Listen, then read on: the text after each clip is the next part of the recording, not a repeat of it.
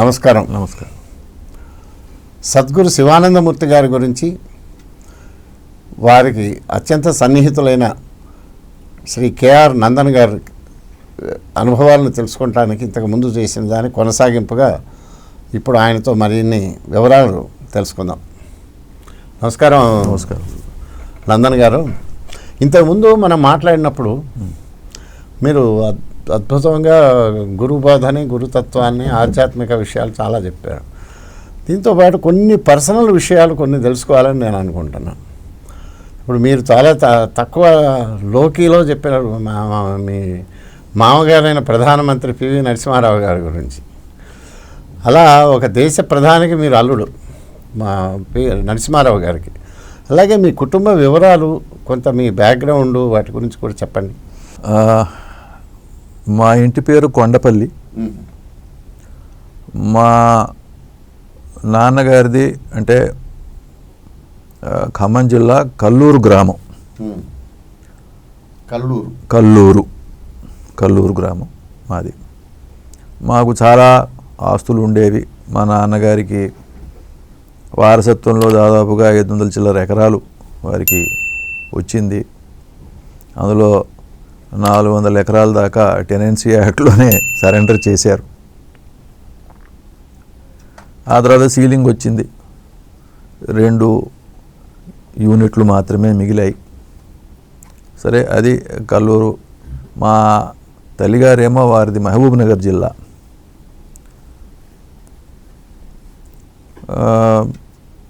మా మాతామహులు నరసింగరావు గారు వారు 2 సార్లు ఎమ్మెల్యే, మహబూబ్ నగర్లో ఎమ్మెల్యే చేశారు. తర్వాత వారు ఫస్ట్ ఆంధ్రప్రదేశ్ ఫార్మేషన్ నుంచి 5 ఇయర్స్ హోమ్ మినిస్టర్ చేశారు. మందుమల నరసింగరావు గారు. ఆయన ఆంధ్రోద్యమంలో కూడా పనిచేశారు. చాలా ప్రసిద్ధులు చరిత్రలో. అవును. మందుమల నరసింగరావు గారి స్వంత బావగారు బూరుల రామకృష్ణారావు గారు. బూర్గుల రామకృష్ణారావు గారు హైదరాబాద్ స్టేట్ ముఖ్యమంత్రి, first and last chief minister of Hyderabad state. మా బూరుల రామకృష్ణారావు గారికి గురుగారికి కూడా బాగా పరిచయం ఉండేది. వారు పిలిపించు. బూర్గుల రామకృష్ణారావు గారు మీ వరుస మీకేమైతున్నారండి? అంటే మా మాతామహులు బావగారు తండ్రి తాతగారు నరసింహరావు గారి బావగారు. నరసింహరావు గారి చెల్లెల్ని ఇచ్చారు రామకృష్ణరావు గారికి. తర్వాత బూర్గుల రామకృష్ణారావు గారికి శివానందమూర్తి గారికి పరిచయం ఉంది. వారు మాట్లాడుకునేవారు. గురువుగారే చెప్పారు ఈ మాట నాకు. గురువుగారే చెప్పారు. దానిది ఒక గురువుగారు చెప్పినటువంటి మాటల ఆడియో క్లిప్ కూడా ఈ మధ్య నేను బూర్ల రామకృష్ణరావు గారి అబ్బాయి, ఇప్పుడు సర్వైవింగ్ సన్ లక్ష్మీనారాయణ కూడా పంపించాను. అందులో బూర్ల రామకృష్ణరావు గారి మేధశక్తి గురించి, ఆయన గురించి కొన్ని మాటలు చాలా గొప్పగా చెప్పారు. చాలా పెద్ద పండితుడు, చాలా మేధో సంపత్తి వారికి ఉన్నది అని చెప్పి. వారి కింద జూనియర్గా మా మామగారు పివి గారు లా ఫర్మ్లో ఉండేవారు. మన పివి నరసింహారావు గారు, బూర్గుల రామకృష్ణరావు గారు జూనియర్ అడ్వకేట్, జూనియర్. వారితో కలిసి రోజు కోర్టుకు వెళ్ళేవారు. ఒకసారి నాతో మా మామగారు మాట్లాడుతూ, అందరూ నాకు ఇన్ని భాషలు వచ్చు, అది వచ్చు, ఇది వచ్చు, పెద్ద మేధో సంపత్తి ఇదంతా అంటారు, ఇంటెలెక్చువల్ అంటారు, కానీ మీ తాతగారు అయినటువంటి బూర్గుల రామకృష్ణరావు గారి ముందు నేనేమీ కాదు అన్నారు. ఇది ఆ మాట అన్నారు. సో అటువంటి గొప్ప పండితులు సంస్కృతములో, దాని తర్వాత ఇంగ్లీష్లో, ఉర్దూలో, పర్షియన్లో, అనేక భాషల్లో చాలా గొప్పగా మాట్లాడగలిగేవారు. వారు బూర్గుల అసెంబ్లీలో పివి గారి గురించి బూర్గుల రామకృష్ణ గారు చెప్తున్నాను. వారు ఏంటనంటే శారదా అమ్మవారి మీద శతకం రాశారు. సంస్కృతంలో రాశారు, తెలుగులో కూడా రాశారు. అది అంకితం చేశారు శృంగేరి పీఠానికి. అట్లా సంస్కృతంలో, తెలుగులో వారు ఏంటంటే పర్షియన్లో ఉన్నటువంటి ఉమర్ ఖయాం రాసిన రుబయత్ని తెలుగులోకి అనువదించడం, ఇంకెక్కడో సౌందర్యలేని ఇంగ్లీష్లోకి అట్లాంటివి చాలా చేశారు. అలాగే హైదరాబాద్ అసెంబ్లీలో కూడా ఆయన మాట్లాడేటప్పుడు కన్నడము, మరాఠీ అన్నీ వచ్చు వారికి. చాలా గొప్ప పండితులు. అయితే అది మా మదర్ సైడు. దాని తర్వాత మా నాన్నగారు ఏంటంటే సరే వాళ్ళు ఏదో భూస్వాములు వాళ్ళు. మా నాన్నగారు ఏంటంటే వరంగల్లో ఇంటర్మీడియట్ చదువుతున్నప్పుడు మా మామగారికి వారి క్లాస్మేట్స్, మా మామగారు దాని తర్వాత మా నాన్నగారు క్లాస్మేట్స్ వరంగల్లో ఇంటర్మీడియట్ చదువుతున్నప్పుడు వాళ్ళిద్దరు కూడా వందే మాతరం ఎడ్యుకేషన్లో పార్టిసిపేట్ చేశారు. నిజాం ప్రభు పోలీసు వాళ్ళ మీద యాక్షన్స్ తీసుకున్నారు, ఏదో లోపల వేశారు, ఆ తర్వాత ఎక్స్టర్న్మెంట్ చేశారు. ఆ తర్వాత వాళ్ళంతా కూడా ఇప్పుడు చంద్రనగర్ అంటారు, చాందా అంటారు, మహారాష్ట్రలో ఉంది. అక్కడికి అంతా వాళ్ళు పారిపోయారు, లేకపోతే వీళ్ళు రజాకర్లు చంపేస్తారేమోనని చెప్పి మా మామగారు మా నాన్నగారు వాళ్ళంతా అక్కడికి పారిపోయారు. అక్కడ చాలా ఉత్తిగానే ఖాళీగా కూర్చుంటే అప్పట్లో ఉన్నటువంటి కాంగ్రెస్ లీడర్స్, అప్పుడు కాంగ్రెస్ కమ్యూనిస్టు రెండు పార్టీలు ఉండేవి. కాంగ్రెస్ లీడర్స్ ఏంటంటే ఈ పిల్లలంతా ఉత్తగానే వీళ్ళ కెరియర్ చదువులన్నీ పాడైపోతున్నాయి, వాళ్ళు తిరిగి వెళ్తే వరంగల్కో ఊళ్ళకో వెళ్తే రజాకాలు చంపేస్తారు, ఏం చేస్తారో. కాబట్టి అందుకని చెప్పి వాళ్ళు ఏంటంటే వీళ్ళకి మా మామగారు నాగ్పూర్లో అట్లా వాళ్ళంతా అక్కడ చదువుకోవడానికి వాళ్ళకి అడ్మిషన్స్ ఇప్పించి వాళ్ళని చదివించారు. ఇంతలోకి ఇదంతా ఇక్కడ ఏదో అయిపోయింది, వాళ్ళు తిరిగి వచ్చారు, అంతా వచ్చారు. మామగారు కూడా వందే మాత్రం యాజిటేషన్ అప్పుడు ఇక్కడ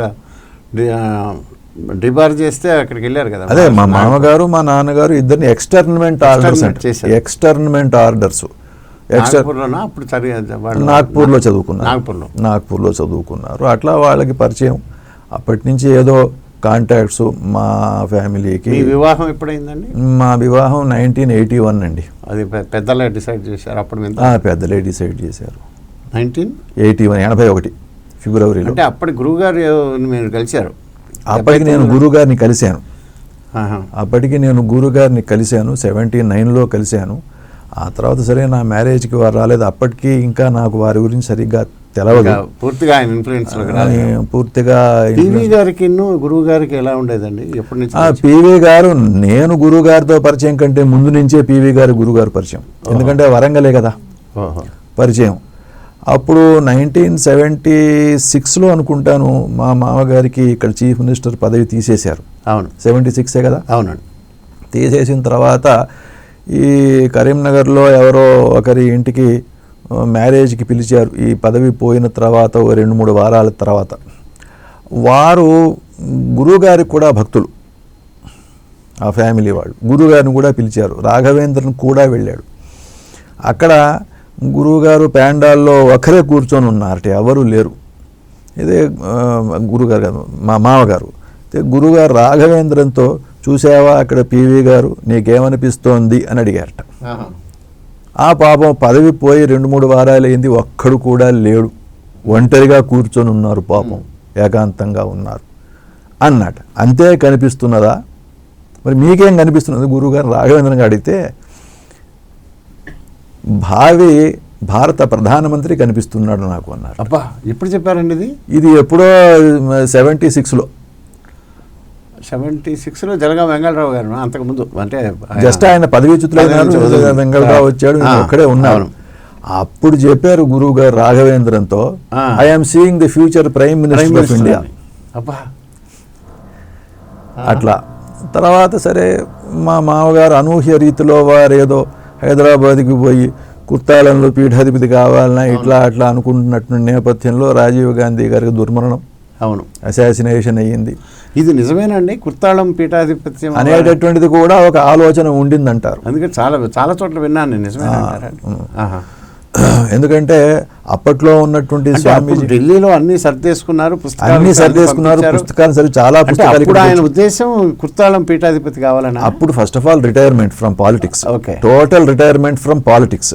ఆ తర్వాత ఏమిటి అని అంటే కుర్తాళంలో ఆ స్వామీజీ గారు, ఎందుకంటే అక్కడ గృహస్థులు ఉండాలి, ఏదో ఉండాలి, నియమాలు ఉన్నాయి, అట్లాంటి నియమాలు, లా చదివి ఉండాలి, ఇవన్నీ హంగులన్నీ వీరి దగ్గర ఉన్నాయి కదా. ప్లస్ బాగా సంస్కృతం, సంస్కృత భాషలు ఇవి తెలిసి వచ్చినటువంటి వారే ఉండాలి, ఇంగ్లీష్ ఉండాలి, ఇట్లాంటివన్నీ ఈ రిక్వైర్మెంట్స్ క్రైటీరియా పివి గారిలో వారు అప్పుడు చూశారు. వారు ఆ స్వామీజీ పేరు గుర్తు రావటం లేదు. వారు హైదరాబాద్కి వచ్చినప్పుడు మా మామగారి దగ్గర ఉండేవారు, కలిసేవారు సో అట్లా వాళ్ళిద్దరికి సన్నిహిత సంబంధాలు ఏవో ఉండేవి. సరే అది కూడా ఒక ప్రపోజల్ ఉండింది. సరే ఈయన ఏం డిసైడ్ చేసుకోలేదు, ఇంతలో ఇది ఏదో అయిపోయింది. అనుకోకుండా ఆయన ప్రైమ్ మినిస్టర్ అయినారు. అప్పుడు గురువుగారిని ఎప్పుడు తరచు కలుస్తుండేవారు? అయితే చెప్తాను. 21 జూన్ 91లో అయినారు. ఆ తర్వాత ఫస్ట్ వీక్ ఆఫ్ జూలైలో నాకు ఫోన్ చేశారు. నేను హైదరాబాద్ వస్తున్నాను నందన్, గురువుగారుని కలవాలని చాలా ఉంది నాకు, గురువుగారు కలుస్తారా ఎక్కడంటే, ఇక్కడే ఉన్నారు, మీరు ఎప్పుడు వస్తున్నారు, ఇంకా నా వారం రోజులు ఉంటారు, ఎప్పుడు వస్తున్నారంటే నేను ఎల్లుండి వస్తాను. నేను ఆయన దగ్గర ఓఎస్డి ఉండేవారు, ఏవిఆర్ కృష్ణమూర్తి అని చెప్పి, మీకు తెలిసేమో నాకు, ఆదిరాజు రాధాకృష్ణమూర్తి. అవును. కృష్ణమూర్తి ఏంటంటే మా మామగారికి పిఏగా ఉండేవారు, మా మాతామహులు నరసింహరావు గారికి పిఏగా ఉండేవారు. ఈయన నుంచి మొత్తం స్టాఫ్ అంతా పివి గారికి వెళ్ళింది. సరే కృష్ణమూర్తి విల్ కాంటాక్ట్ యూ, అది ఎట్లా ఏంటి అది ఆయన అరేంజ్ అది చెప్తారు మీకు అంటే, సరే మంచిది అన్న. వారు కృష్ణమూర్తి ఫోన్ చేసి ఇట్లా సార్ చెప్పారు, మరి రాజ్భవన్లో ఉంటారు, గురువుగారిని మీరు తీసుకొని రాగలరా అంటే, గురువుగారికి నేను చెప్పాను ఆల్రెడీ, వారు మా ఇంటికి ప్రైమ్ మినిస్టర్ వస్తే పెద్ద న్యూసెన్స్, నేనే పోతా అక్కడికి అని గురువుగారే అన్నారు. So is happy to come, రాజభవన్కి తీసుకొని వస్తాను నేను, టైం చెప్పండి అన్నాను. అయితే ఆ రోజు హైదరాబాదులో పబ్లిక్ మీటింగ్ ఉంది. పబ్లిక్ మీటింగ్ నుంచి 6 PM రాజ్భవన్కి వచ్చేస్తారు. 7:30కి గవర్నర్ అట్ హోమ్ ఉంది కాబట్టి బిట్వీన్ 6 and 7:30 బాగుంటుంది అని అంటే, నేను 5:45, 5:50కి గురువుగారిని తీసుకెళ్ళి రాజ్భవన్కి వెళ్ళా. 5:45 15-20 minutes బిఫోర్ వెళ్ళాము. అక్కడ కూర్చొని ఉన్నాం. అక్కడ యాంటీ రూమ్ ఏదో ఉంది, పెద్ద యాంటీ రూమ్, అక్కడ కూర్చున్నాం, మేము ఇద్దరమే ఉన్నాం. అరే నేను ఏమీ తీసుకురాలేదు, కనీసం ఓ పండైనా తెచ్చి ఉంటే బాగుండేది కదా, దేశ ప్రధాని, దేశానికి రాజు లాంటి వాడు, ఏది ఖాళీ చేతులతో వచ్చాను నేను అన్నారు గురుగారు. అప్పుడు నేను అన్నాను, ఇమ్మీడియట్గా నా గన్మ్యాన్ని పంపించి నేను పని తెప్పిస్తాను, ఇక్కడ రోడ్డు మీద బండి ఏదో ఉంటుంది. లేదు లేదు, వారు వస్తున్నారు, ఇప్పుడు అప్రోచ్ అయిపోతున్నారు, నాకు సెన్సింగ్ ఉంది, నాకు టైం లేదు అన్నారు. అని సడన్గా ఇట్లా 2-3 సార్లు గాలిలోని ఇట్లా పట్టుకున్నారు. పట్టుకున్న తర్వాత తెలిస్తే ఒక వెండితో చేసిన కుంకుమ భరణి లాంటిది ఉంది. భరణి అండి? కుంకుమ భరణి ఉంటుంది కదా మరి, వెండిది, అది ఉంది. అది విప్పేసరికి దివ్యమైనటువంటి ఏదో దైవికమైనటువంటి పరిమళంతో విభూతి గుప్పుమన్నది వాసన. విభూతి మూత పెట్టేశారు, పెట్టి కుర్తా జేబులో వేసుకున్నారు. ఇలాంటివి ఎన్నో జరిగినాయి మరి. అబ్బాయి నేను చూసాను, అప్పుడే ఎక్కడి నుంచో కొనుక్కొచ్చినట్టుగా అభినయం చేసేవారు. అది లోపల పెట్టారు, జేబులో వేసుకుని. ఇలాంటివి వారి ముందు మనం చేయకూడదు కదా అన్నారు నాతో. ఇంకొకళ్ళు అయితే చేసేవారు, వారి ముందు ఇలాంటివి మనం చేయకూడదు అని మళ్ళీ నాతో. ఇది ఈ కుంకుమ భరణి భీములలో ఉండింది, అయితే విభూతి అందులో లేదు, ఖాళీగా ఉండింది. విభూతితో సహా తెప్పించా నేను. విభూతి దైవికం, కుంకుమ భరణి మనుషులు చేసిందే, భీముల నుంచి వచ్చింది. అక్కడి నుంచి ఇక్కడికి ట్రాన్స్పోర్ట్ అయ్యింది, టెలి ట్రాన్స్పోర్టేషన్ అంటారు. ఐ హ్యావ్ క్రియేటెడ్ విభూతి, ఐ హ్యావ్ ట్రాన్స్పోర్టెడ్ ది డబ్బా అన్నారు. సరే ఇది ఒకటి. లోపలికి వెళ్ళిన తర్వాత సరే ఏదో వాళ్ళు మాట్లాడుకున్నారు, దాదాపుగా 30 గంట. ఏం మాట్లాడుకున్నారో నాకు తెలీదు, నేను బయట ఉన్నాను. అది ఆంతరంగా వాళ్ళు రూమ్లో మాట్లాడుకున్నారు. ఆ తర్వాత గురువుగారు బయటకు వచ్చి వారిని సెండ్ ఆఫ్ మాట్లాడారండి. 45 minutes. వీరు ఆయనకి ఏం చెప్పారో ఆయన నాకు తెలీదు. అదేదో ఇచ్చారు ఆయనకి. ఇచ్చిన తర్వాత మేము వచ్చేసాం. గురువుగారికి, పివి గారికి గురువుగారితో ముందే పరిచయం, చాలా ముందే పరిచయం. అప్పటికి నేను ఇంకా గురువుగారి గురించి నాకు తెలియదు, నేను కలవలేదు, చూడలేదు. సో వారికి పరిచయం ఉండింది. వారే అన్నారు నేను గురువుగారిని కలవాలి అని చెప్పి. అంతకుముందు ఎన్నోసార్లు దర్శనం చేసుకుని ఆ తర్వాత. ఏ సంవత్సరంలో జరిగిందండి ఇది? 91 అంటే అప్పుడే ప్రధానమంత్రి అయిన కొత్తలో. ప్రధానమంత్రి అయిన 10-15 రోజుల తర్వాత జరిగింది అది. సో అంటే వారే నన్ను ఫోన్ చేసి, పివి గారే ఫోన్ చేసి, గురుగారు ఎక్కడున్నారు, కలవాలంది నాకు చాలా. తర్వాత మళ్ళీ ప్రధానమంత్రిగా ఉండగా కలిశారు. ఆ తర్వాత కలవలేదు, సాధ్యపడలేదు. కానీ ఒకసారి గురువుగారు చెప్పారండి, రామ జన్మభూమి అది బాబ్రీ మసీద్ డెమాలిషన్ అయినప్పుడు ఒకసారి నాతో మాట్లాడారు, ఫోన్లో మాట్లాడి కలవలేదు. అయితే బాబ్రీ మసీద్ డెమాలిషన్ అది జరిగిన అది ఏమన్నా మీరు చెప్పగలరండి? లేదు, నాకు అది బాబ్రీ మసీద్ డిమాలిషన్ అనేటటువంటిది గురుగారు ఎప్పుడు అడిగినా కూడా, బాబ్రీ మసీద్ ఇప్పుడు చాలా హాట్ టాపిక్గా ఉంది గురుగారు, మరి ఏమవుతుంది అని ఎవరు అడిగినా కూడా నాకు అది కనిపించడం లేదంటారు. నాకు అక్కడికి వెళ్ళి కూడా చెప్పారు, నాకేం కనిపించడం లేదంటారు. అక్కడ మనకు జాగేశ్వర్లో జ్యోతుల్లో నాకు జ్యోతి కనిపిస్తున్నది అని అన్నట్టుగానే ఆ స్ట్రక్చర్ కనిపించడం లేదంటారు. దాన్ని ఎట్లా అన్వయించుకోవాలో ఎవరికి అర్థం కాలేదు. అంతకుమించి ఆయన ఏమీ చెప్పలేదు. సరే, కనిపించకుండా పోవటం అనేటటువంటిది సరే జరిగింది. ఏదో 6th December 92 ఏదో జరిగింది. ఆ టైంలో మాత్రం వారు వీరితో మాట్లాడి ఉండవచ్చును ఫోన్లో, అది నాకు తెలియదు. కానీ గురువుగారు మాత్రం ఒకటి చెప్పారు. నేను ఢిల్లీ వెళ్ళాను, ఆ రాత్రి ఆయన చాలా అజిటేటెడ్గా ఉన్నారు. పివి గారా? గురువుగారు ఇక్కడనే ఉన్నారు భౌతికంగా, ఢిల్లీ వెళ్ళాను అంటున్నారు. ఓహో. నేను I have left my body and went there. చూశాను ఆయన్ని. ఆయన బీపీ చాలా అన్కంట్రోల్డ్గా ఉంది. హార్ట్ గుండె డబా కుట్టు. ఆయనకి అసలు హార్ట్ ఆపరేషనే, వీక్ హార్ట్ అయింది.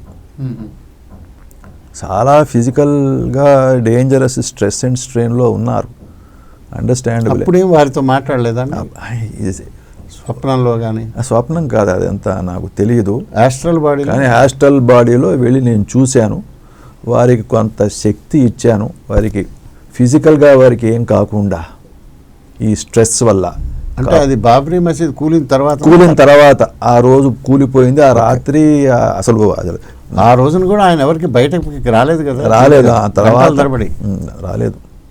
ఆ తర్వాత పచార్లు కొడుతున్నారు. రాత్రి అంతా నిద్రపోలేదట. ఇవన్నీ గురుగారు తర్వాత నేను వెళ్ళాను, చూశాను. వారికి కొంత, ఎందుకంటే ఫిజికల్గా అక్కడ డాక్టర్లు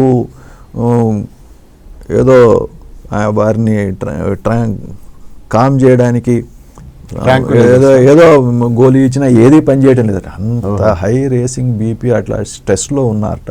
దానికి వీరు కొంత శక్తి ఇచ్చారు. వీరు ఏదో శక్తి ఏదో ఇచ్చాను. సరే, పర్వాలేదు, వారికి ఏం కాదు. ఇంకా ఎప్పుడన్నా ఆయన ప్రధానమంత్రిగా ఉన్న ఇలాంటి సంక్షోభాలు కానీ వచ్చినప్పుడు గురువుగారు అంటే వారికి ఫిజికల్గా కొంత జస్ట్ ప్రైమ్ మినిస్టర్ కావడానికి ముందే వారికి హార్ట్ బైపాస్ అయ్యింది. Heart patient.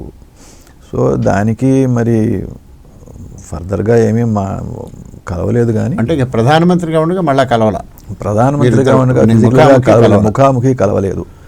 ప్రధానమంత్రిగా విరమణ చేసిన తర్వాత వీరు ఎమినెంట్ సిటిజన్స్ అవార్డు అని పెట్టారు. అవును, అప్పుడు కలిశారు కదా. అప్పుడు పివి గారిని మన చొక్కారావు గారికి ఇచ్చారు. ఆయనకి ఇవ్వటానికి అది పివి గారి చేతితోనే ఇవ్వాలని చెప్తే ఆయనకి వీలైన దాకా అది ఆపాను ఆయన కోసమే అని చెప్పి. ఆయన కోసం ఆయన వచ్చి ఇచ్చారు, చేశారు. అది అప్పుడు మళ్ళా కలుసుకున్నారు గురువుగారు ఫిజికల్గా. ఇక ఆ తర్వాత మళ్ళా కలుసుకోలేదు. అంటే పదవి విరమణ అయిన తర్వాత కూడా కలవలేదా? పదవి అయిన తర్వాత ఈ అవార్డ్స్ ఫంక్షన్ తర్వాత అంతేనా? మళ్ళా కలవలేదు. ఎందుకంటే ఆయన మీద రకరకాల కేసులు వేశారు. ఏ ఒక్క కేసు నిలవదు. ఓహో. మరి ఎంత ఈ కష్టాలు ఎందుకు, ఈ ఫాల్స్ కేసెస్ ఎందుకు అని అంటే, గురుగారు చెప్పారు, జాతస్య మరణం ధ్రువం రాజ్యాంతం నరకం ధ్రువం. ఎంత ధర్మాత్ముడైనా కూడా రాజ్యంలో ఎక్కడో చోట ఏదో అధర్మం జరుగుతూ ఉంటుంది, ఎవడో తప్పు చేస్తూ ఉంటాడు, పాపం జరుగుతూ ఉంటుంది. అందులో ఒక వాటా రాజుకుంటుంది. వాడు చాలా మంచివాడైనా కూడా వాడికి ఆ అధర్మం, ఆ పాపం కొంత వాడికి అంటుకుంటుంది.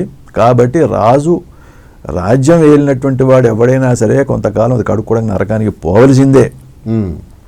అందుకనే పూర్వకాలంలో రాజులు వీలున్నంత త్వరగా ఎవరికి పట్టాభిషేకం చేసి, యోగ్యుడైనటువంటి కుమారుడికో ఎవడికో పట్టాభిషేకం చేసి, వాళ్ళు వాలంటరీ పావర్టీ అనేటటువంటిది తీసుకొని ఎక్కడో ఆశ్రమాలకి నారబట్టలు వేసుకొని విపరీతమైన భోగభాగ్యాలతో వాళ్ళు జీవితం గడిపినా కూడా అక్కడ పోయి కింద పడుకొని చాలా కఠినమైనటువంటి దారిద్ర్యం అనుభవించి ఈ పాపం కడుక్కొని బతికి ఉండగానే కడిగిన ముత్యంలా వెళ్ళిపోవాలి అనే ఉద్దేశంతో వాళ్ళు ఆ పని చేసేవాళ్ళు.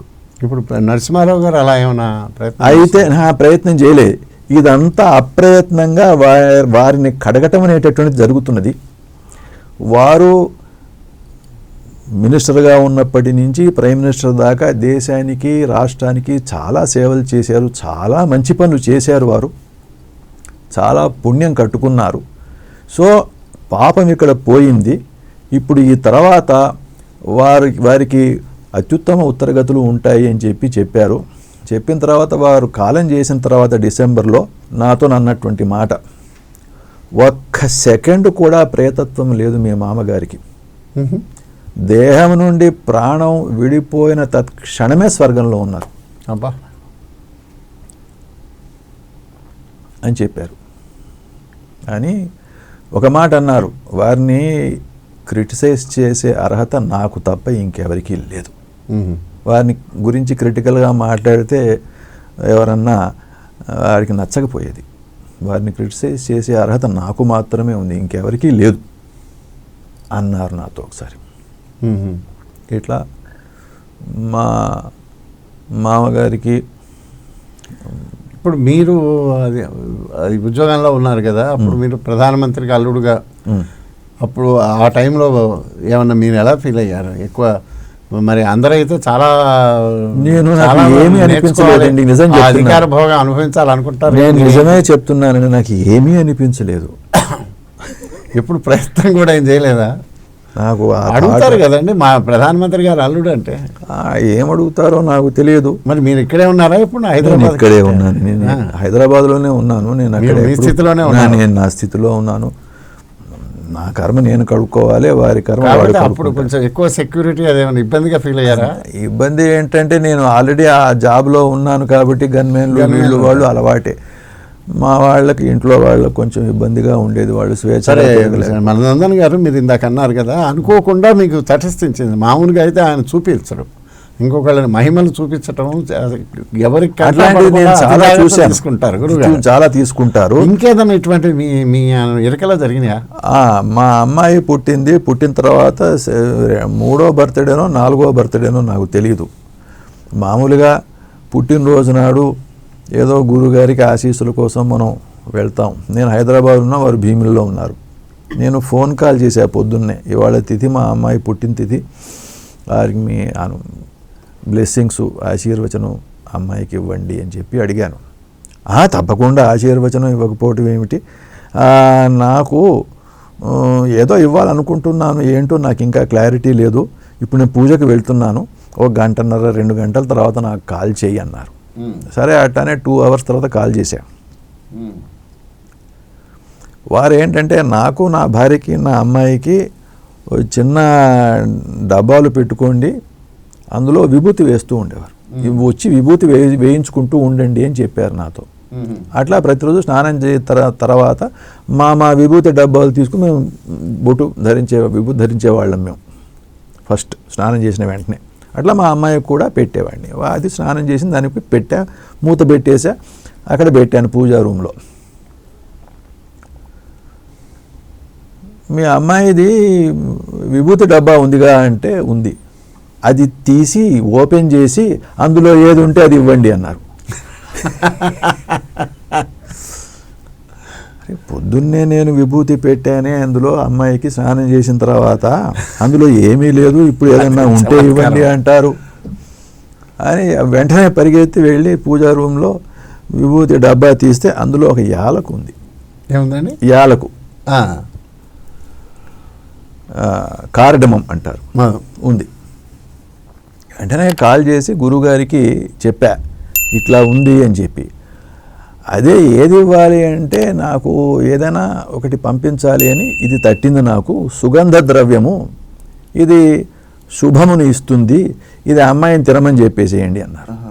వెంటనే దానికి అది ఇస్తే తినేసింది, ఆ యాలక్కాయ తినేసింది. సో ఇది ఒకటి. ఒకసారి ఏంటంటే ఈ వరంగల్లో వ్యాపారులంతా చాలామంది సేట్జీలు చాలా గురువుగారికి భక్తులు. వాళ్ళు తులాభారం పెట్టారు గురువుగారికి, రుద్రాక్షలతో తులాభారం. గురువుగారు ఒక దాంట్లో తక్కెళ్ళలో కూర్చొని ఉన్నారు. ఈ టేపు పైకి లేచింది. మెల్లగా అందులో 10, 20, 30, 50 కిలోలు, 60, 70 కిలోలు అయిపోయింది. గురువుగారు 50 కిలోలు కూడా ఉండరు, హార్డ్లీ 50 కిలోస్, 48, 40 అంతే. 60, 70 కిలోలు అయినాయి. ఆయన కిందనే ఉన్నారు, లేవట్లేదు. ఆ తర్వాత ఈ విభూతి ప్యాకెట్లు ఉంటాయిగా, ఒక 5-6 వేశారు అందులో, లేవలేదు. ఆ తర్వాత పోయి, అయ్యా నా దగ్గర ఇంకా ఏమీ లేదు, ఏమీ లేదు, మీకు చెప్పుకుంటున్నాము, మీరు లేవట్లేదు. నేను లేవాలా? అయిపోయింది, నాకు తెలియదు, నేను ఏదో మాట్లాడుతూ ఇంకోటి చూస్తున్నాను, లేవచ్చా ఇప్పుడు, లేవచ్చా అన్నారు. అంటే మీరు ముందు మీరు లేవాలన్నా లేవచ్చా అంటే, అయ్యా అంతే అయ్యా అంటే మెల్లగా లేచేశారు. అది ఇంకోటి. ఒకసారి నేను వరంగల్లో, నేను హైదరాబాదులో ఉన్నప్పుడు గురుగారు ఇక్కడ ఉన్నారు, రేపు వరంగల్కి వెళ్దాం, వస్తావా అన్నారు. తప్పకుండా గురుగారు, మీతో రావడానికి ఉంది, 2 days క్యాజువల్ లీవ్ పెట్టి వచ్చేస్తాను అని చెప్పి ఆయనతో కూడా బయలుదేరాను. అక్కడ వజనేపల్లి కృష్ణమూర్తి అని వ్యాపారి ఆయన ఉంటే, వాళ్ళ ఇంట్లో విడిది. నాకు రూమ్ ఇచ్చారు, గురుగారికి రూమ్ ఇచ్చారు. ఆ రోజు సాయంకాలం అక్కడ బస చేసాం. మరుసటి రోజు గురుగారి అభిషేకం, పూజ ఎంత అయిపోయింది, తీర్థం ప్రసాదం తీసుకున్నాం. వాళ్ళు సుష్టుగా భోజనం పెట్టారు. ఆ కాలంలో బాగా తినేవాడిని, ఇప్పుడు తినలేను. నేను ఇక్కడ దాకా తిన్నాను. గురుగారు కూడా బాగా తిన్నారు, చాలా రుచిగా చేశారు, టేస్టీగా బాగా తిన్నారు. గురువుగారు కూడా చూస్తున్నాను, ఆయన తిన్నాను, అందరు తిన్నాను, నేను తిన్నాను. ఆ తర్వాత విజిట్స్, ఒక 5 విజిట్స్ ఉన్నాయి అనుకుంటాను.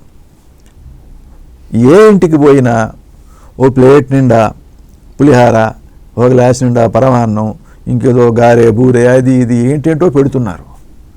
నేను ఎక్కడ ఏమీ తినలేకపోయినాను. ఫస్ట్ ప్లేస్ వెళ్ళినప్పుడు కాస్త కాఫీ ఇవ్వండి, నేను ఇంకేం తినలేనంటే కాఫీ ఇస్తే కాఫీ కూడా సగం కప్పు తాగి నేను తాగలేక పక్కన పెట్టేశాను.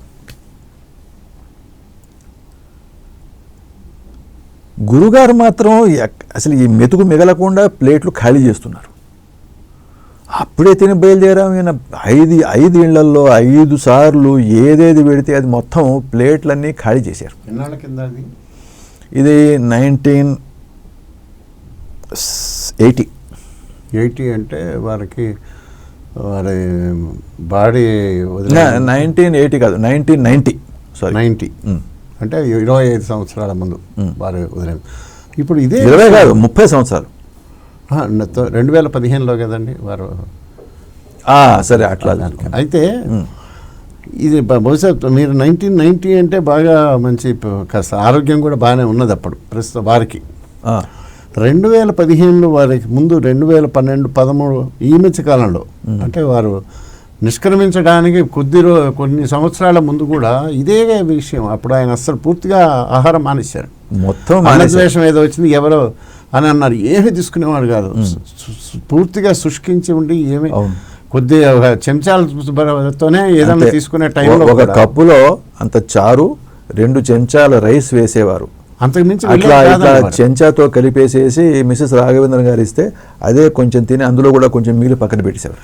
అట్లాంటి స్థితిలో వారు 2-3 సంవత్సరాల నిష్క్రమించిన 2-3 సంవత్సరాల ముందు కూడా ఇదే పని చేశారట ఒకసారి. అది నాకు తెలియదు. ఆయన రాఘవేంద్రన్ గారు చెప్పారు, 10 ఇళ్లకో 12 ఇళ్లకో వెళ్ళారటండి, పెట్టిందంతా తినేశారు, పెట్టిందంతా తిన్నారు.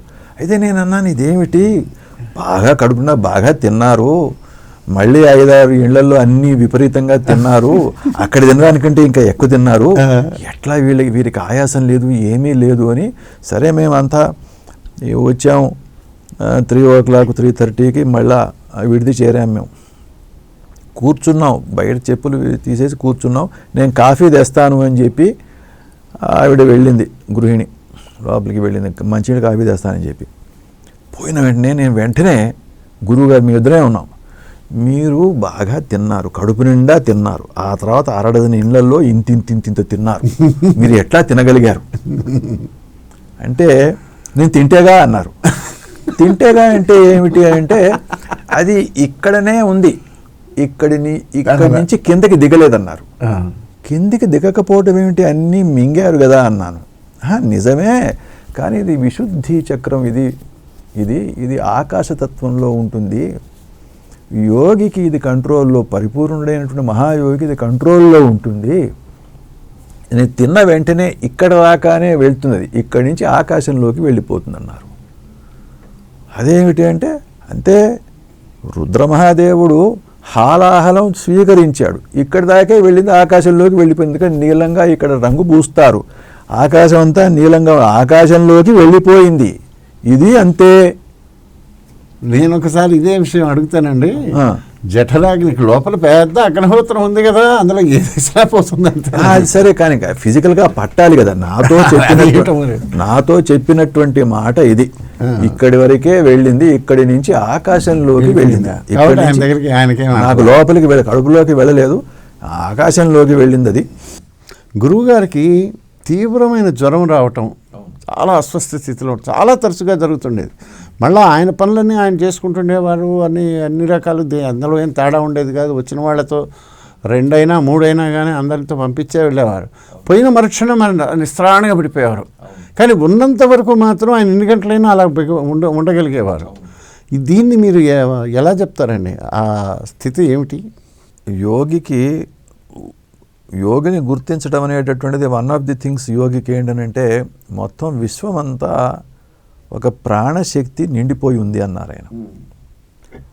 ఒక యోగి ఆ ప్రాణశక్తిని ఎప్పుడైనా సరే దాన్ని రప్పించవచ్చు, దాన్ని సేకరించవచ్చు, దేనికైనా దాన్ని ప్రయోగించవచ్చు. నా భక్తులు ఎవరన్నా అమెరికాలో ఉండి వాళ్ళకి అనారోగ్యం చేస్తే నేను ప్రాణశక్తికి ఆర్డర్ ఇవ్వగలను, వాళ్ళకి వెళ్ళి వాళ్ళని మళ్ళీ ఆరోగ్యవంతులు చేయమని నేను చెప్పగలను. అట్లా చాలా జరిగాయి అని అన్నారు ఒకప్పుడు, ఒక సందర్భంలో.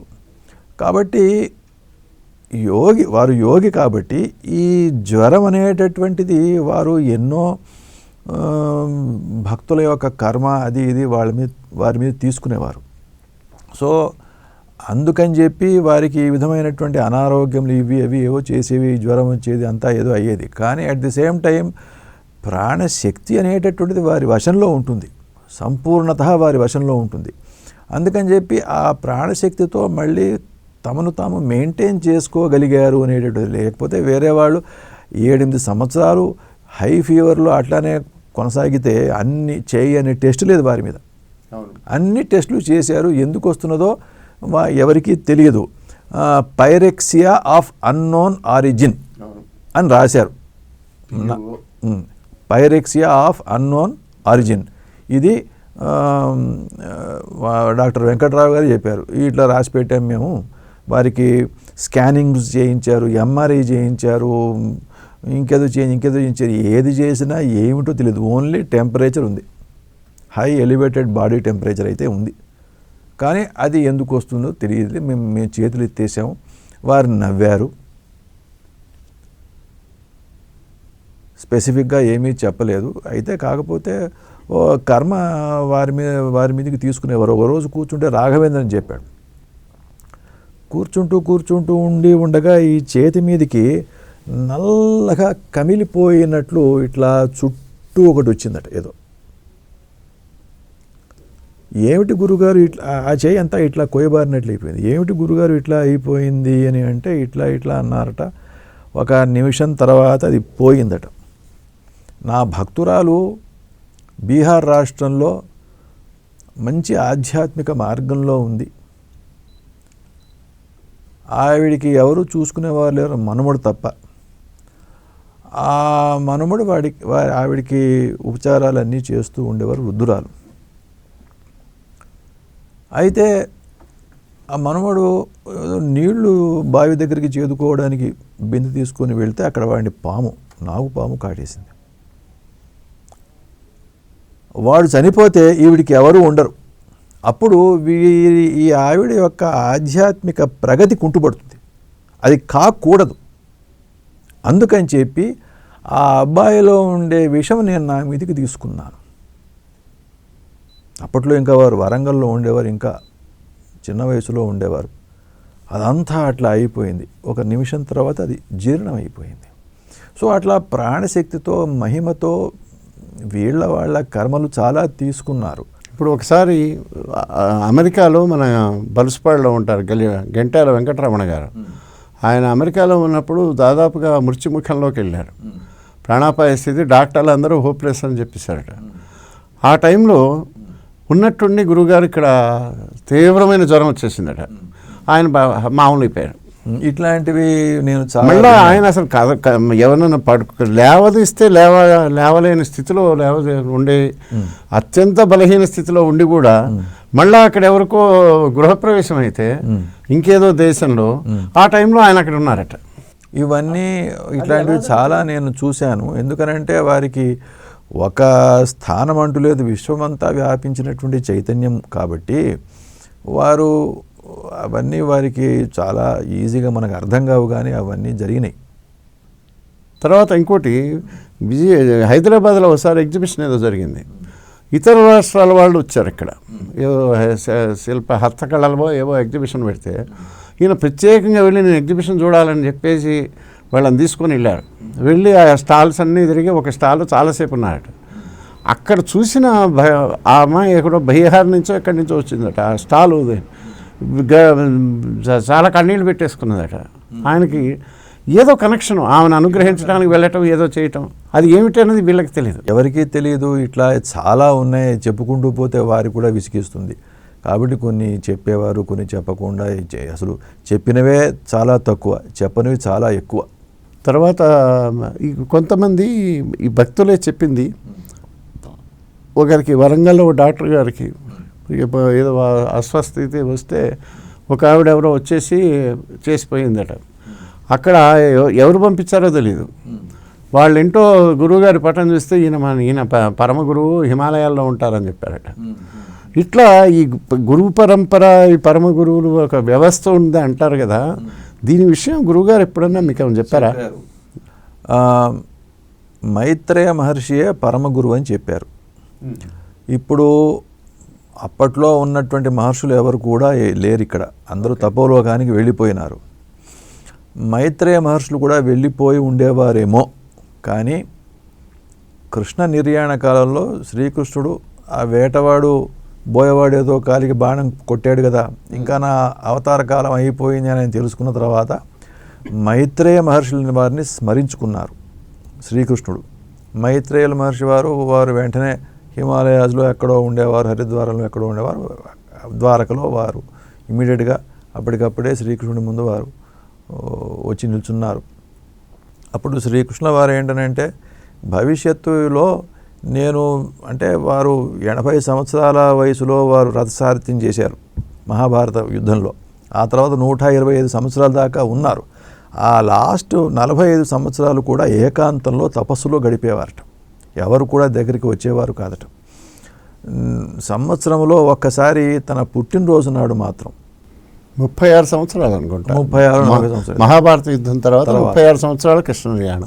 అయితే వారు బయటికి వచ్చి వారి గది విడిది ఏదైతే ఉంటుందో వారి మహలు అక్కడి నుంచి బయటికి వచ్చి నిల్చుంటే చాలామంది యోగులు, సాధకులు వారిని వచ్చి దర్శనం చేసుకుని వెళ్ళిపోయేవారట. అయితే ఆ నిర్యాణ కాలం అప్పుడు మైత్రేయ మహర్షి వచ్చిన తర్వాత నేను తపస్సు చేశాను. నేను ఈ విధంగా భవిష్యత్తులో ఇప్పుడు కలియుగంలో ధర్మం గురించి, సాధకులకు మార్గదర్శకత్వం గురించి, వీటన్నిటి గురించి నేను కొన్ని నిర్ణయాలకు వచ్చాను. ఒక మార్గదర్శకత్వం చేయాలి అనుకుంటున్నాను. ఈ కార్యక్రమం నువ్వు ఇక్కడనే ఉండి చూసుకోవాలి అని చెప్పి శ్రీకృష్ణుడు వారికి చెప్పిన తర్వాత వారి లోపల ఉన్నటువంటి ఆ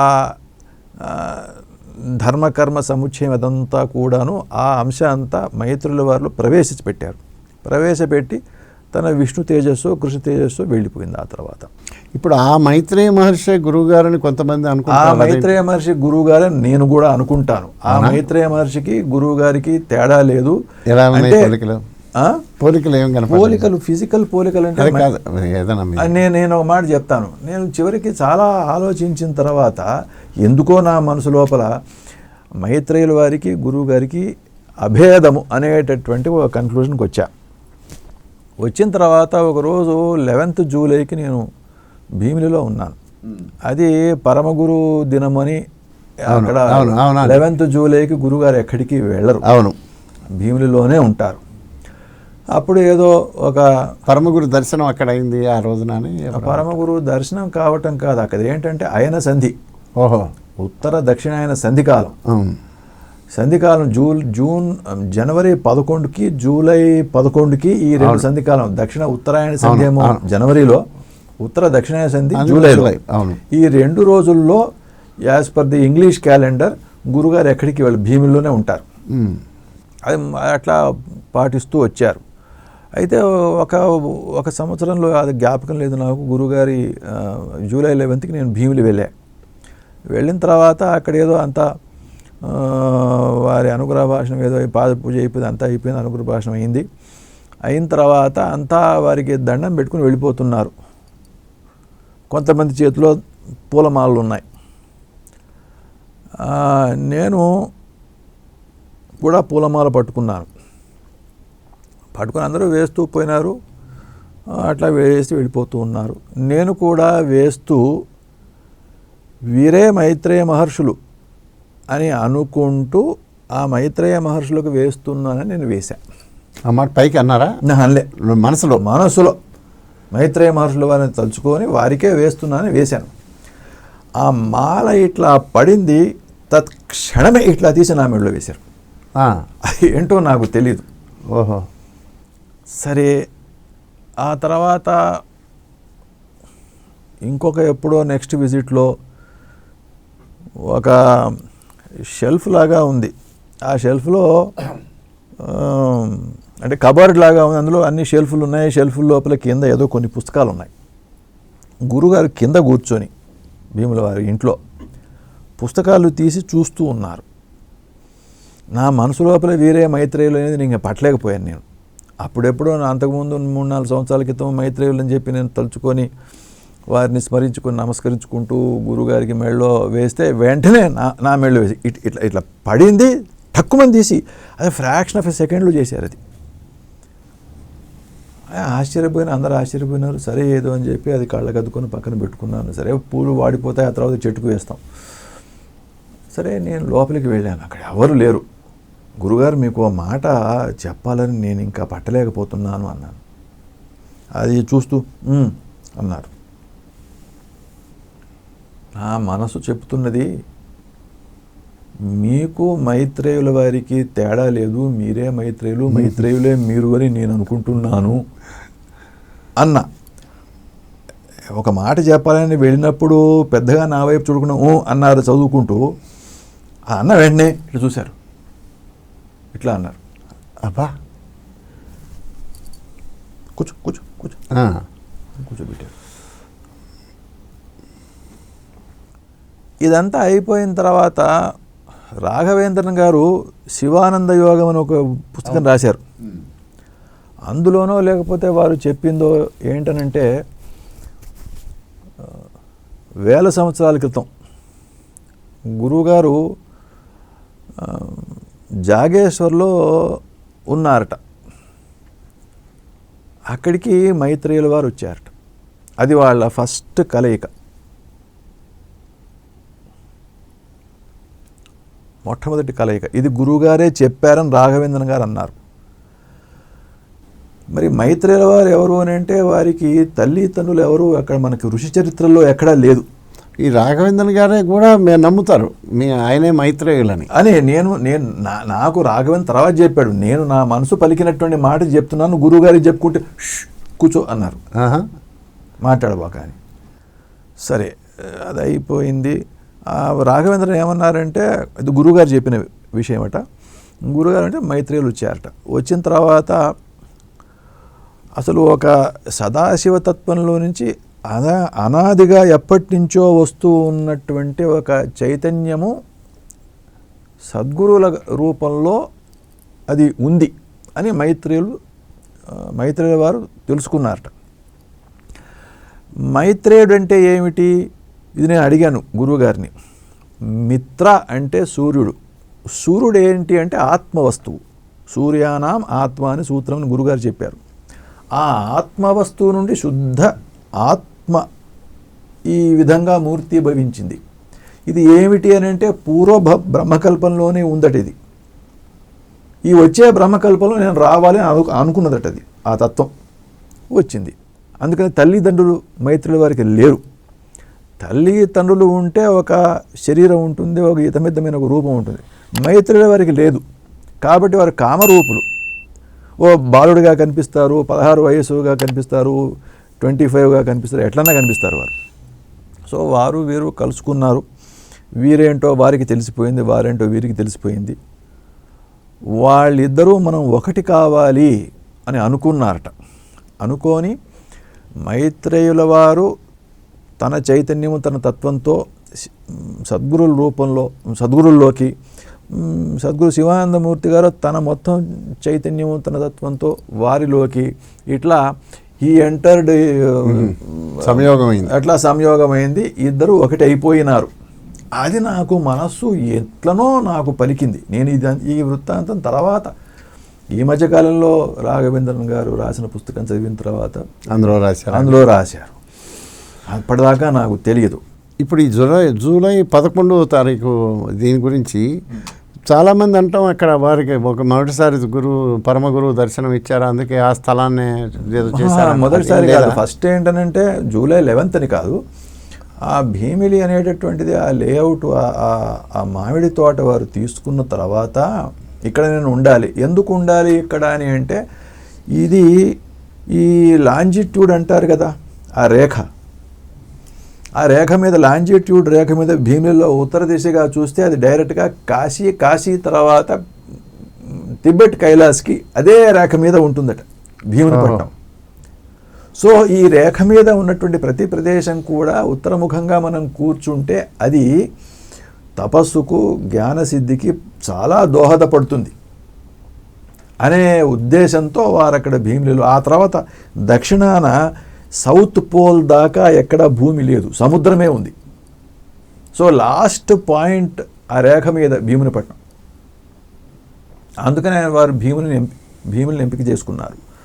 సో అందుకని అక్కడికి వెళ్ళగానే ఇదే నా స్థానం అని అనుకొని అక్కడ ఉండిపోయారు. అక్కడ ఏంటంటే వారు మైత్రేయుల వారిని పరమ గురువుల్ని ఇన్వోక్ చేశారు. ఎక్కడైతే నిల్చొని ఇన్వోక్ చేశారో, ఎక్కడైతే వారు కనిపించారో అప్పటికప్పుడే వారు ఆ తత్వం, ఆ శివ చైతన్యానికి అభిషేకం చేసేసారు. అంటే దానికి జూలై 11కు సంబంధం లేదు. ఓహో, జూలై 11 నాడు, జనవరి 11 నాడు మైత్రేయుల వారు ఏ గుహలో, హిమాలయ పర్వతంలో ఏ గుహలో ఉంటారో, నందాదేవి పర్వతంలో తపస్సులో నుంచి బయటికి వస్తారట. బయటకు వస్తారట. వచ్చిన తర్వాత అక్కడ ఆ గుహ బయట కొంత జాగాలాగా ఉంటుందట.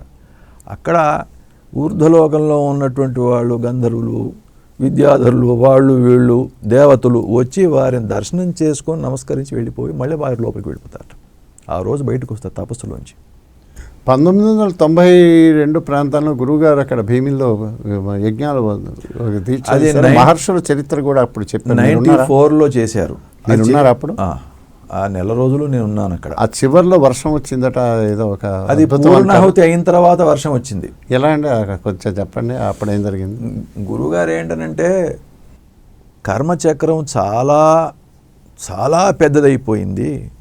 పూర్వకాలంలో 5,000 సంవత్సరాలు 10,000 సంవత్సరాల క్రితం కొంచెం అధర్మం పెరిగి కర్మచక్రం పెద్దగా అయితే ఏదో నాలాంటి యోగి దాన్ని శాంతపరిచేటటువంటి శక్తి వాళ్ళకు ఉండేది. కానీ ఇప్పుడు ఎవరికి అది ఆ శక్తి చాలదు. ఎందుకంటే 100 కోట్లు భూమి లోపల జనాభా పెరిగిపోయింది. అంతా విపరీతంగా కర్మ చేస్తున్నారు. ఇది ఎప్పుడో ఒకప్పుడు ఇది పెద్దగా ఒకటి మన బద్దలవుతుంది మన నెత్తి మీద. దీనివల్ల చాలా అనర్థాలు జరుగుతాయి. దీన్ని ఇక్కడ భూలోకంలో అవతరించినటువంటి ఎవడు కూడా దీన్ని కంట్రోల్ చేయలేడు. కాబట్టి విశ్వమంతా వ్యాపించి ఉన్నటువంటి ఆ ఈశ్వర చైతన్యాన్ని, ఆ ఈశ్వర శక్తిని నేను ఇన్వోక్ చేయాలి. నీవు దీన్ని ఎట్లన్నా కంట్రోల్ చేయమని చెప్పి ఇన్వోక్ చేయాలి. అందుకని అప్పటి నుండి ఒక సంకల్పంతో మళ్ళా ధర్మం ప్రతిష్ఠించబడాలి అనేటటువంటి సంకల్పంతో వారు 1994లో ఒక సిరీస్ ఆఫ్ యజ్ఞము చేశారు. ఆ తర్వాత చాలా వందల యజ్ఞాలు, కొన్ని వేల యజ్ఞాలు జరిగాయి. సో అప్పుడు నెల రోజులు మొదలుపెట్టారనమాట. అంటే 28 నక్షత్రాలు, 29వ రోజు నాడు పూర్ణాహుతి. ప్రతిరోజు పొద్దున ఏంటంటే యజ్ఞం జరిగేది, అన్నం తిని కాసేపు రెస్ట్ తీసుకున్న తర్వాత సాయంకాలం ఋషి చరిత్రలు చెప్పేవారు. వారే ప్రతిరోజు ఒక మహర్షి చరిత్ర తీసుకొని చెప్పేవారన్నమాట. ఎందుకనంటే ఋషి చరిత్రలు చెప్తే మన సంస్కృతి, మన సాంప్రదాయము, వాళ్ళ యొక్క బోధ అందరూ వింటే అది వాళ్ళకి మంచిది. ఆ ప్రకారంగా వాళ్ళు జీవిస్తే ఋషులు మా వాళ్ళు మేము చెప్పిన మార్గాలు నడుస్తున్నారని వాళ్ళు తృప్తి చెందితే మీరు ఇంకా ఏ పూజ కూడా చేయనక్కర్లేదు. ఋషులు మీ వల్ల తృప్తి చెందితే మీకు అన్ని ఇహపరములు బాగా అని చెప్పడానికి ఋషి చరిత్రలు చెప్పారు. ఆ తర్వాత చాలా చాలా వందల చివర ఏమైందండి వర్షము. అయితే పూర్ణాహుతి తర్వాత వారు మంత్రాలు చెప్తున్నారు. పూర్ణాహుతి వేళ దగ్గరికి వచ్చింది. ఆ జగన్నాథం ఇంకా వాళ్ళ టీం అంతా ఉన్నారు. తొందరగా కానివ్వండి, నాకు పెద్ద కుంభం కనిపిస్తున్నది, అది నీళ్లు ఇట్లా ఒలుకుతూ ఉన్నది, అది మన మీద వర్షం వస్తుంది, నాకు కనిపిస్తున్నది, స్పష్టంగా కనిపిస్తున్నది, తొందరగా చేయండి అని వాళ్ళని తొందరపెట్టి పూర్ణావతి చేయించేసేసి బయటికి అవభృత స్నానం చేశారు. చేసిన తర్వాత బయటికి వచ్చి బట్టలు మార్చుకొని బయటికి వచ్చి కూర్చున్నారు. సమయం సాయంత్రమా? అప్పుడు మధ్యాహ్నం 1:30-2 మధ్యలో. ఓకే. ఇంకెక్కడా వర్షం లేదు, ఊళ్ళో ఎక్కడా లేదు. భీమిలో విపరీతంగా కురిసింది అక్కడ తోటలో. అంతేగాని భీమిలో బయట ఎక్కడా లేదండి. విశాఖపట్నం లేదు, ఏమీ లేదు అక్కడ. మీరందరూ తడిసారా వానలో? అట్లా జరిగింది. ఆ తర్వాత ఇట్లానే యజ్ఞాలు చేసుకుంటూ పోయినారు. ఒక్క యజ్ఞం గురించి నేను చెప్పాలి. 1998లో మనకి కార్గిల్ 99లో జరిగిందా? అవును. 1998లో సడన్గా గురువు గారు మనం లడాక్ వెళ్ళాలి అన్నారు. లడాక్ వెళ్ళాలంటున్నారు, అక్కడ ఏముందో సరే. మేమంతా గురువుగారి యాత్రకు బయలుదేరితే మేము కూడా రెడీ వెళ్ళిపోయాం. ఎయిర్పోర్ట్లో దిగిన తర్వాత, అది ఎయిర్పోర్ట్ లదాఖ్ టౌన్కి కొంత దూరంగా ఉంది. వెళ్తూ ఉంటే దారిలో అక్కడంతా బుద్ధిస్ట్ ప్లేస్, అక్కడ గుళ్ళు లేవు. ఎవరో అక్కడ మిలిటరీ వాళ్ళు, లోకల్ హిందూస్ ఒక షెడ్ లాగా చేసి ఒక శివలింగం పెట్టారు అక్కడ దారిలో. ముందే ఏంటంటే కొంత ఆర్ఎస్ఎస్, విహెచ్పి వాళ్ళు ఎవరైతే ఉన్నారో వాళ్ళతో ముందే చెప్తే అది అరేంజ్ చేశారు. అరేంజ్ చేసిన తర్వాత ఆ షెడ్ దగ్గర ఆగాం, దారిలో హాఫ్వే ఆగిన తర్వాత అట్లానే ఆ ప్యాంటు షర్టు ఏదైతే దాంతోనే గురుగారు అక్కడ ఈ రుద్రహోమం చేసేసారు. ప్యాంటు షర్ట్తో ఎట్లా ఉంటే అట్లా గుర్తురా. అక్కడ టైం లేదు, అక్కడ ఎక్కడ మార్చుకోవాలి, స్నానం ఎక్కడ, కాళ్ళు చేతులు కూడా అంతా కుదరదు.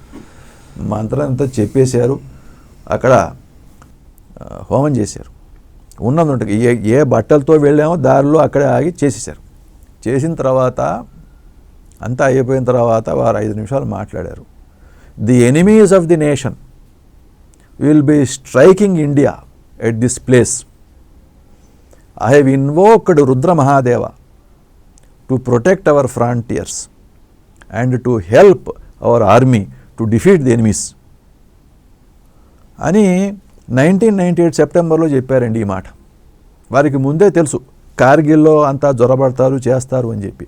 అందుకని రుద్రుణ్ణి ఇన్వోక్ చేసి యజ్ఞం చేసి రుద్రుణ్ణి మన వాళ్ళకి పరాక్రమం, వాళ్ళకి గెలుపు, విజయం ఇవ్వాలి అని చెప్పి రుద్రుణ్ణి అక్కడ ఇన్వోక్ చేశారు. 1999లో కార్గిల్లో వాళ్ళంతా ఇండియన్. ఇప్పుడు మీరు లద్దాఖ్ గురించి చెప్పారు కదా, అప్పుడే లే వెళ్ళారని మీరు? లే అంటే క్యాపిటల్, అక్కడే వెళ్ళాం. వెళ్ళినప్పుడు మీరు ఇంతకు ముందు మాట్లాడినప్పుడు చెప్పారు చాలా రోజులు అక్కడ ఆగాల్సి వచ్చింది. ఎందుకంటే ఇక్కడ అది వెదర్ వల్ల ఆగారు, మిగతా అందరూ చాలా క్షీణించిపోయారు, బంధాలను పడ్డారు. అవును, అందరూ నిజమే. చలి. కానీ అవ్వేళ అప్పుడు ఆగటం వెనక ఏదో ఉద్దేశం ఉన్నది. అప్పుడు ఆయన ఏమన్నారంటే బుద్ధుడితో నేను సంవాదం పెట్టా, అది అందుకోసమే ఆగారని చెప్పారని నాకే ఉంది కదా. అక్కడ అష్టావక్ర మహర్షి తిరిగారని చెప్పి బుద్ధుడు అష్టావక్ర మహర్షి యొక్క పునరావతారం అని చెప్పి గురువుగారు ఒక మాట చెప్పారు. అష్టావక్ర మహర్షియే మళ్ళీ బుద్ధ అవతారంలో వచ్చారని చెప్పి. అయితే అక్కడ బౌద్ధం ఉంది, అక్కడ అష్టావక్ర మహర్షి తిరిగారు, అక్కడ సంచారం చేశారట ఎప్పుడో 1000 సంవత్సరాల క్రితం. కాబట్టి గురుగారు ఏంటంటే అక్కడ బుద్ధుడిని ఇన్వోక్ చేసి ఆయన ముందు నిల్చుంటే నీవు ఆర్య సంస్కృతిని పాడు చేసావు, నీవేదో మార్గం చెప్తానన్నావు, నీ మార్గంలో అందరికీ చేతిలో చిప్పబెట్టావు, క్షాత్రం పోయింది. బ్రాహ్మ్యము క్షాత్రము రెండూ ఉంటాయి కదా సనాతన ధర్మంలో. నీవు వేదం నాకు అవసరం లేదన్నావు, వేదం తప్పని లేదు, నాకు అవసరం లేదని వేదం పక్కన పెట్టేశావు. దేవతార్చన లేదు, ఈశ్వరారాధన లేదు, అందరి చేతిలో భిక్షు అని చెప్పి చెప్పబెట్టావు, అందరినీ మోక్షం కోరుకోమన్నావు. సమాజం ఎట్లా నడవాలి? ఏంటి పని చేసావు అంటే మరి బుద్ధుడు ఏమన్నాడు అన్నాడు. అది మీకు చెప్పారా? నేను అడిగాను. గురువుగారు చెప్పిన మాటలు అవి. గురువుగారు చెప్పిన మాటలు. బుద్ధుడు ఏమన్నాడు అని అంటే ఏమీ మాట్లాడడు, బుద్ధుడు నోరు మెదపవతారంగా ఉన్నాడా, ఏం మాట్లాడు. సరే, ఆ క్రమంలో ఏంటంటే ఇంకా వేరే జనరల్గా అవేర్నెస్ ఆఫ్ కండిషనింగ్, వారు ప్యూర్ అవేర్నెస్లో ఉండి ఈ సృష్టి అంతా కండిషనింగ్, ఇదంతా కండిషనింగ్ని చూస్తూ ఉంటారు. తర్వాత ఇప్పుడు మీరు అన్నారు కదా, వారు అక్కడ ఆ ఎపిసోడ్ తర్వాతనే ఆయన వచ్చి బుద్ధ సినిమా తీయటం జరిగింది కదా, అది ప్రేరణ ఏమైనా దానికి ఉన్నదా? లేదు, దానికి ప్రేరణ లేదు. వారు ఒక మాట అన్నారు నాతోని, మన సనాతన ధర్మం మీద, హిందూ సాంప్రదాయాల మీద చాలా దాడి ఉంది. అన్నీ తప్పు ఆలోచనల్లో హిందువులే ఉన్నారు. వాళ్ళేమో ఇదంతా విగ్రహారాధన మంచిది కాదు అని చెప్పి మనం విగ్రహమును ఆరాధించమనం. మనం విగ్రహారాధకులం, ఐడల్ వర్షిపర్స్ మనం కాము, మనం తత్వోపాసకులం. అనేక తత్వములు ఉన్నవి. అన్ని తత్వములు కూడా ఈశ్వరుడి తత్వములే. ఒక డైమండ్కి ఎన్నో ఫ్యాసెట్స్ ఉన్నట్లు కటింగ్లో అన్నీ ఈశ్వరుడి యొక్క ఫ్యాసెట్సే. ఉన్నది ఒకటే ఆత్మవస్తువు. మనకేంటంటే ప్లూరలిజం అనేటటువంటిది ఉంటే దాని బ్యాక్డ్రాప్ మోనిజం. మోనిజం అనేటటువంటిది మోనోథీజం కాదు మంది. మోనిజం అంటే అద్వైత సిద్ధాంతం. అద్వైత సిద్ధాంతాన్ని ఒక భూమికగా బ్యాక్డ్రాప్గా పెట్టుకొని ఆ బ్యాక్డ్రాప్లో మనం అనేక ఈశ్వర తత్వములను మన రుచిని బట్టి మనం ఆరాధన చేస్తాం. ఆరాధన చేయడానికని చెప్పి పంచోపచార పూజలు ఉన్నాయి, షష్టోపచార పూజలు ఉన్నాయి, అభిషేకాలు ఉన్నాయి, అగ్నికార్యములు, అన్ని రకరకాల మెథడాలజీస్, టెక్నిక్స్ ఇవి. ఈ టెక్నిక్స్ వల్ల ఏమిటి అని అంటే కేవలము సాక్షిగా ఉన్నటువంటి ఈశ్వరుణ్ణి, నిష్క్రియత్వంతో సాక్షిగా మాత్రమే ఉన్నటువంటి ఈశ్వరుణ్ణి మన విషయంలో మన సంకల్పానికి అనుగుణముగా అతన్ని మన కోసం కార్యంలోకి దింపటం. ఇన్ అవర్ కేస్ మనం ఆ విధంగా మనం చేసేటటువంటి దేవతార్చన, అది హోమము కావచ్చు, అభిషేకం కావచ్చు, ఏదన్నా కావచ్చు, సంకల్పం ప్రకారంగా ఆ పద్ధతి లోపల మనం ఆ ఈశ్వరుణ్ణి, ఆ దేవతామూర్తి, ఆ తత్వం ద్వారా ఇన్వోక్ చేసి ఆ పర్పస్ కోసం ఈశ్వరుణ్ణి మన కోసం నియోగించుకుంటున్నాం. లేకపోతే వాడు కేవలం సాక్షిగా ఉంటాడు. ఇదంతా పోయింది బౌద్ధంలో అంటారు. అయితే ఇదంతా పోయింది, ఎవరికి అర్థం చేయాలా చేయాలి, మతం మార్పిడులు అయిపోతున్నాయి, ఇంకేదో అయిపోతున్నది.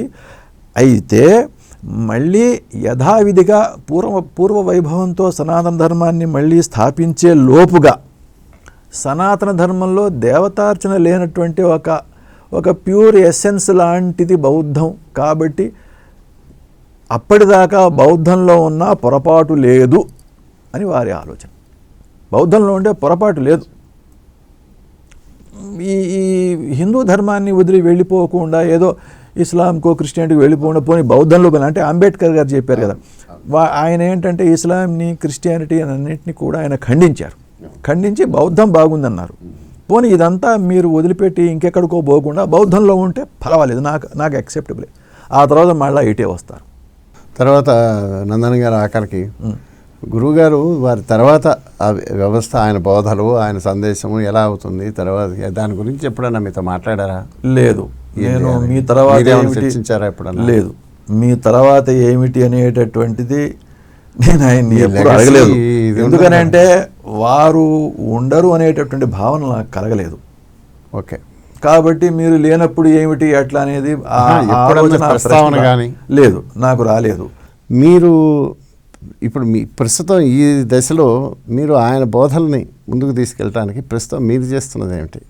ఇప్పుడు చేయగలిగింది ఏంటంటే వారు అనేక బోధలు చేశారు. ఓకే. వారిని నేను రాముడిగా కృష్ణుడిగా రెండు ఏకకాలమందు ఒకే చోట ఉన్నట్లుగా నేను చూశాను. అది నా పర్సెప్షన్. ఇది నేను God as man, man as God అని రాశాను. దేవుడే మానవుడిగా వస్తే రాముడు, మానవుడు నేనే పరమాత్మని అంటే కృష్ణుడు. కృష్ణుడు రాముడిగా ఎన్నడూ లేడు, రాముడు కృష్ణుడిగా ఎన్నడూ లేడు. కానీ ఈ రెండు ఏకకాలం ముందు శివానందుల వారిలో మాత్రమే ఉన్నాయని నేను అట్లా అనుకొని God as man, man as God అని చెప్పి నేను శివతత్వం అండి. రాముడు కృష్ణుడు అన్నారు అంటే రాముడు ఏంటి అని అంటే పూర్తిగా ధర్మంలో ఉంటూ తన విషయంలో తనకి ఏది డిజైర్ లేకుండా బాహ్యమందు వాట్ ఈస్ ధర్మ అంటే ఒకవైపు డిజైర్లెస్నెస్ అన్నారు, మరొక వైపు ఏంటంటే appropriateness of a thought, word or deed. Okay. ఆ అప్రాప్రియేట్నెస్ ఎట్లా తెలుస్తుంది అంటే కాంటెక్స్ట్ని బట్టి. వాలి ఉన్నాడు, వెనక నుంచి కొట్టాడు. వాలికి ఎదురుగా వెళ్ళి ఛాలెంజ్ చేస్తే నీ బలంలో సగం వాడికి వెళ్ళిపోతుంది. ఎప్పుడు అన్ఈక్వల్ ఫైటే. అట్లాంటి వరాలు కోరుకోకూడదు, అది ధర్మబద్ధమైనటువంటి వరం కాదు. కాబట్టి ఇట్లా నువ్వు కోరుకున్నావు కాబట్టి నువ్వు వెనక నుంచి కొట్టబడడానికి సంపూర్ణంగా అర్హుడివి అని చెప్పి ఇట్లా కొట్టావేమిటి నన్ను అని చెప్పి వాళ్ళు అడిగితే సమాధానం చెప్పాడు రాముడు. అంటే అప్రాప్రియేట్, ఆ సందర్భాన్ని బట్టి ఒక అప్రాప్రియేట్ యాక్ట్. సో బాహ్యమందు సర్కమ్స్టాన్స్ని బట్టి అప్రాప్రియేట్ యాక్షన్, నీ విషయంలో డిజైర్లెస్. అబ్సల్యూట్లీ. ఇది రాముడు చూసినటువంటి రామ అయనం, ఆయన నడిచినటువంటి మార్గం పద్ధతి.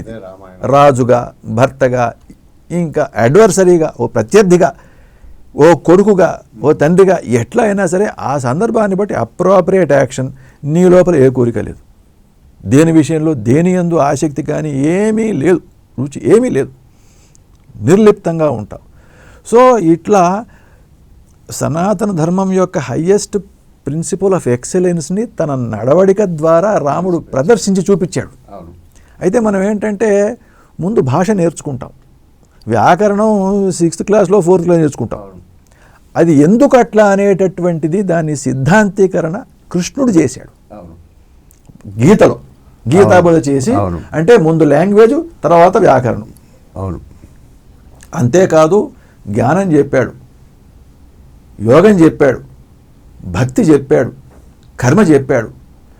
ఈ అన్నింటి గురించి గురువుగారు 45 సంవత్సరాల వారి బోధనాక్రమం మీరు ఎట్లా అంటారో బోధనాక్రమం వారు 45 years దాదాపుగా విస్తృతంగా అన్ని విషయాలు మాట్లాడారు. అబ్బా ఇంత కాదు, ఎన్నో రచించారు, ఎన్నో ఆర్టికల్స్ మీరే ఆంధ్రభూమిలో వేశారు.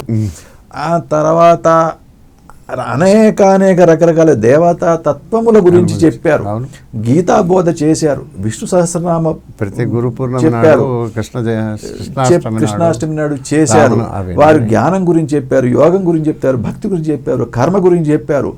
వారు చెప్పింది అందుకనే నేను నా ఉద్దేశంలో వ్యాస భగవానుడు ఆదిశంకరుల తర్వాత ఇంత విస్తారంగా ఇంత విస్తృతంగా మన సనాతన ధర్మం గురించి చెప్పిన వారు నాకు తెలియదు, ఉండవచ్చు, నాకు తెలియదు. అండ్ వారు చెప్పినటువంటివి అన్నీ కూడా ఒక సంకలనం, ఒక దగ్గరికి చేర్చటం, దాన్ని ప్రచురణ చేయటం. ఆల్రెడీ ఎన్నో పుస్తకాలు వెలువడ్డాయి. దాని తర్వాత భారతీయత అనేటటువంటిది, అవి 6 వాల్యూమ్స్ కూడా వచ్చాయి. అంతేకాకుండా వారి వీడియో టాక్స్, ఆడియో టాక్స్, చాలా చాలా టాక్స్ ఇప్పుడు మనకు యూట్యూబ్లో అవైలబుల్గా ఉన్నాయి.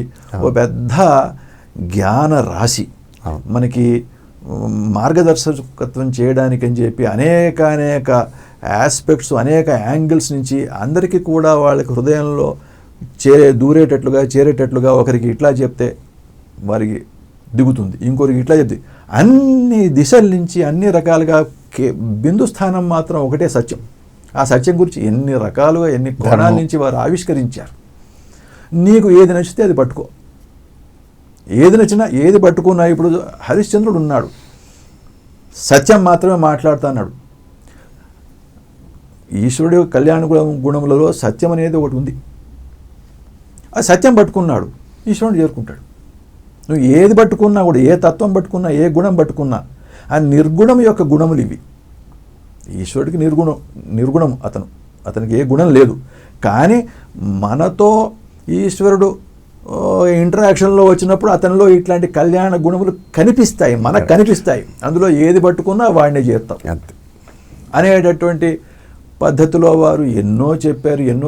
అవన్నీ కూడాను ఇప్పుడు 10 మంది ముందు పెట్టబడుతున్నాయి. చాలా ఉంది అసలు వినడానికి, అర్థం చేసుకోవడానికి ఒక వ్యక్తికి చాలా.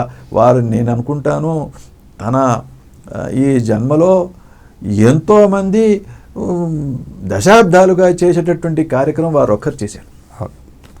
అటువంటి మహానుభావుడిని కలవటం, స్వయంగా చూడటం, వారితో మాట్లాడటం మన అదృష్టం. అంతకంటే అదృష్టం ఇంకొకటి లేదు.